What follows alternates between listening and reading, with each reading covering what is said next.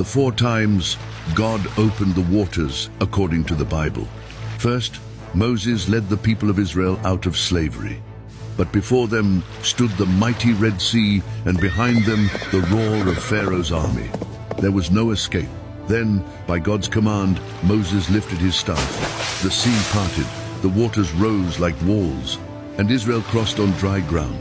When Egypt tried to follow, the sea collapsed over them. As written in Exodus 14:21-28, God made a way where there was none. Second, Joshua was called to lead the people into the Promised Land. But the Jordan River, flooded and fierce, stood in their path. God gave the order. The priests were to carry the Ark of the Covenant ahead, and when their feet touched the river, the waters stopped. A wall of water rose far away, and the riverbed became dry. Once again, Israel crossed safely under the power of the same God who opened the Red Sea. Third, the prophet Elijah knew his time had come to be taken into heaven.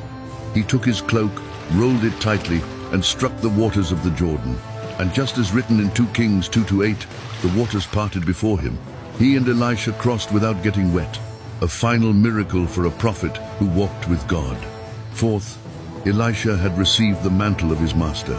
After watching Elijah be taken up by a whirlwind, he walked back to the Jordan, struck the waters with the cloak, and cried out, "Where is the God of Elijah?" And once again, the river parted. The waters obeyed.